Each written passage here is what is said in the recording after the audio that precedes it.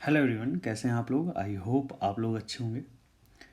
Question में क्या given दे रखा है, consider the situation as shown in the figure, find the maximum value of m1 and m2 so that system remains at rest. तो हमें m1 और m2 की मैक्सिमम वैल्यू फाइंड आउट करनी है ताकि हमारा ये जो सिस्टम गिवन दे रखा है ये m1 और m2 रेस्ट स्टेट में रहे।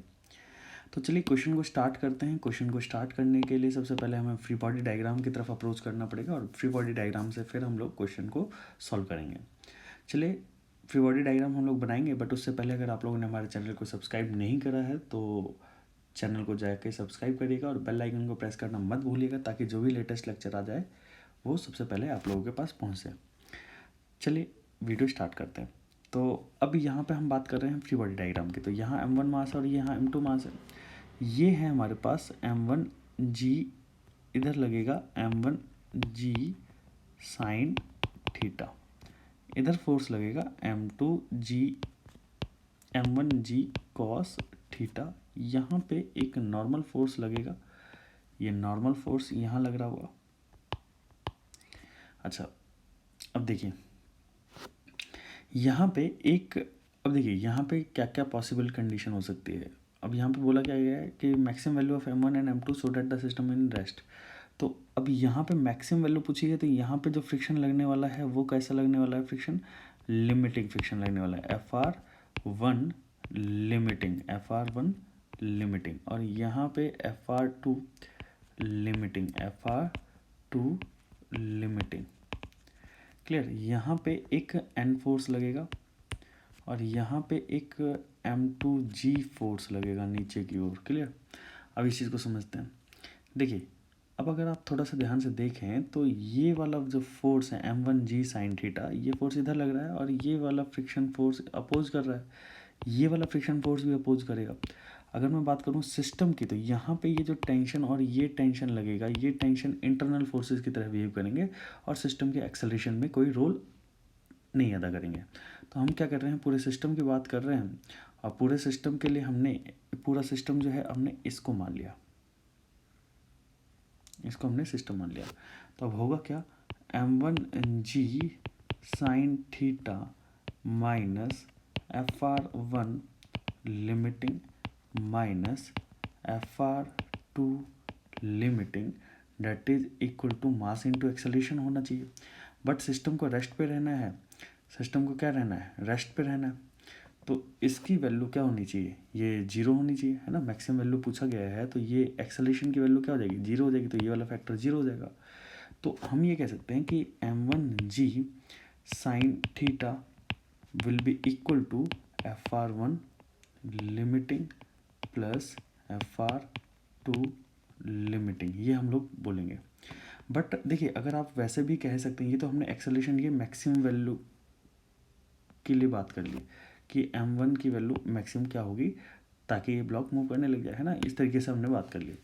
बट अगर आपसे एक स्पेसिफिक कंडीशन बोल दिया जाए कि किस वैल्यू के लिए m1 की किस वैल्यू के लिए ये ब्लॉक मूव नहीं करेगा, तो अगर मैं बोलूँ कि m1g sine theta is less than equal to m1g sine theta is less than equal to FR1 limiting FR2 limiting, अगर ये हो जाए तो हमारा सिस्टम मूव नहीं करेगा। तो यहाँ पे मैं m1g साइन थीटा लिख देता हूँ, that is equal to less than और μ1, और यहाँ पे n1 हो जाएगा, μ1 n1, ये n1 हो जाएगा और ये हमारा n2 प्लस μ2 n2 हो जाएगा। क्लियर।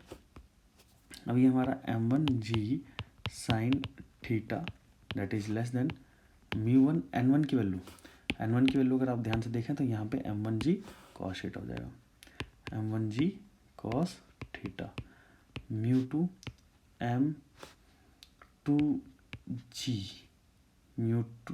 m2g ये हो जाएगा। अब देखिए यहाँ पे अगर आप ध्यान से देखें तो हम क्या करते हैं, ये g और इस वाले g को कट कर देते हैं। क्लियर।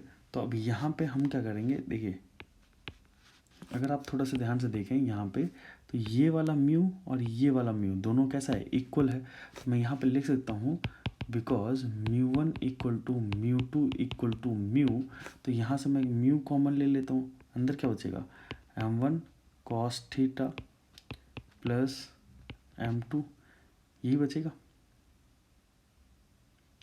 ठीक है। अच्छा, यहाँ पे ऐसा करते हैं, इसको ना यहाँ से थोड़ा सा चेंज कर देते हैं।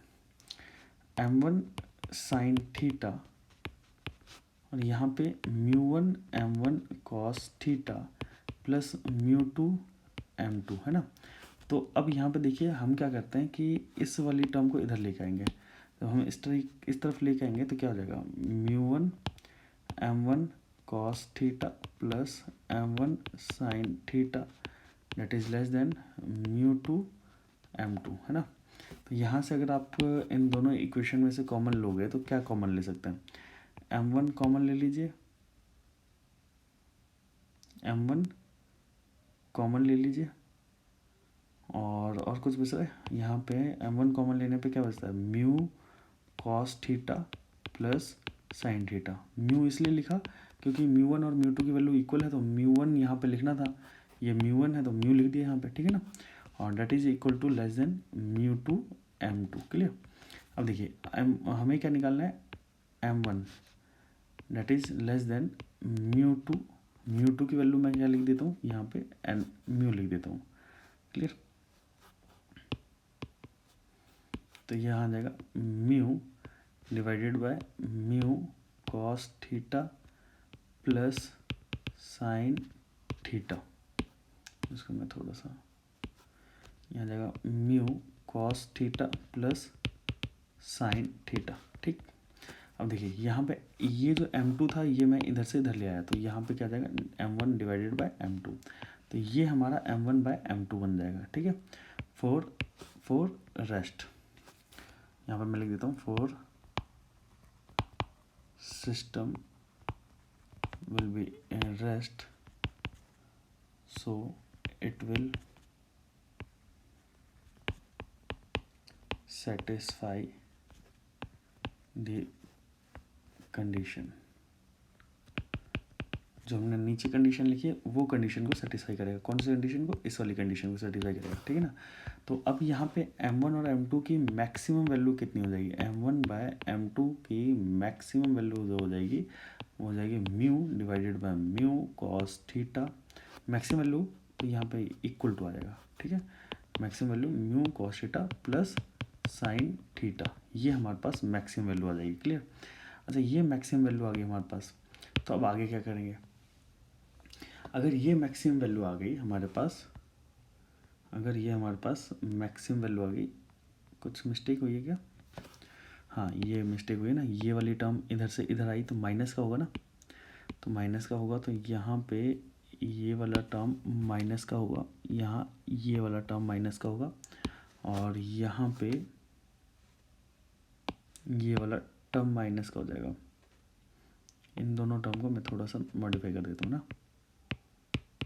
ये हो जाएगा। तो यहाँ बनेगा sign theta minus mu cos theta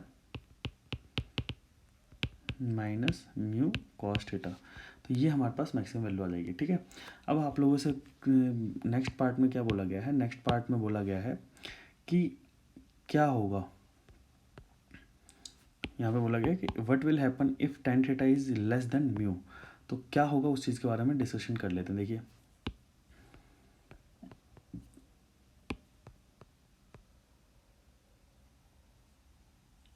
मैं यहाँ से डायग्राम को कॉपी कर लेता हूँ।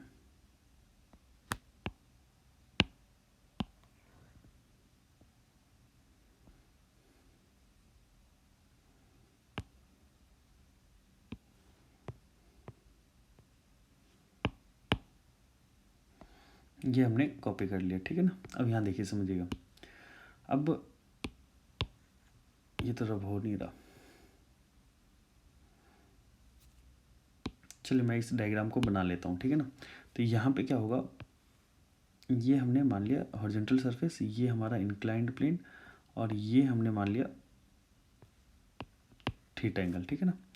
अब यहाँ पे एक ब्लॉक है, कौन सा, m1,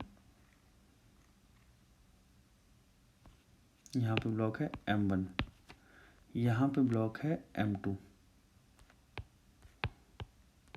और ये स्ट्रिंग कुछ इस तरीके से कनेक्टेड है। अब होगा क्या, देखिए यहाँ पे बोला गया कि भाई अगर यहाँ पे लगने वाला कोफिशिएंट ऑफ फ्रिक्शन ये म्यू है ना, ये गिवन दे रखा है। अब यहाँ पे बोला गया कि if tan theta is less then mu, तो यहाँ पे एक इनडायरेक्ट वे में बोला गया कि if angle of inclination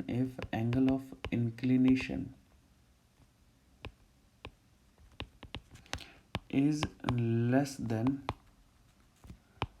angle of repose, अगर angle of inclination is less than angle of repose, अगर इससे कम है तो होगा क्या, अगर angle of inclination angle of repose से कम है ना, ये एंगल ऑफ इंक्लिनेशन कम हो गया, मतलब कि यहाँ से पास होने लग गया, तो उस कंडीशन में ये ब्लॉक तो मूव करेगा नहीं, और ये ब्लॉक मूव नहीं करेगा। क्यों नहीं मूव करेगा, तो यहाँ पे क्या होगा कि ये जो लगने वाला, यहाँ पे लगने वाला फ्रिक्शन फोर्स होगा, ये वाला फ्रिक्शन मैं बना देता हूँ, यहाँ पे लगने वाला जो लिमिटिंग फ्रिक्शन होगा, ये वाला लिमिटिंग फ्रिक्शन, और उसकी वैल्यू m1g साइन थीटा से ज़्यादा बड़ी हो जाएगी।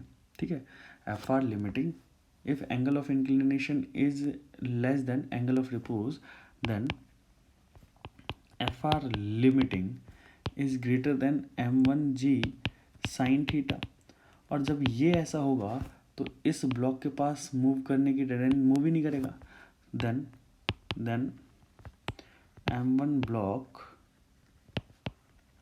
डज नॉट मूव नहीं करेगा, चाहे वो टेंशन इस स्ट्रिंग से कनेक्टेड हो या नहीं हो। जब ये मूव ही नहीं करेगा, तो जब ये नीचे जाएगा नहीं तो स्ट्रिंग टाइट ही नहीं होगी। So in this case string will slack. In this case, string have tension 0.